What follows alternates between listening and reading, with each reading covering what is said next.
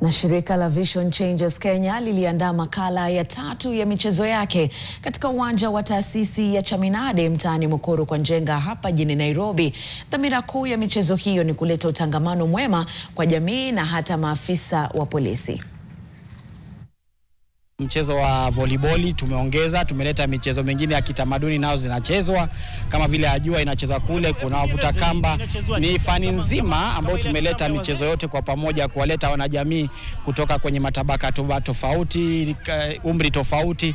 Manake kama mchezo wa ajua mara nyingi huchezwa na wazee, lakini vijana nao pia wanapata kugaragazana pia na wazee katika mchezo huo. Vile vile tuna soka ambayo inachezwa upande wa wanawake na wanaume kwa pamoja. Kwangu mimi ningelipenda kusema kwamba kufika sasa tumeona kwamba awamu hii ya 3 imekuwa na mabadiliko mengi na imepata kuchipua pia talanta kadha katika jamii hii.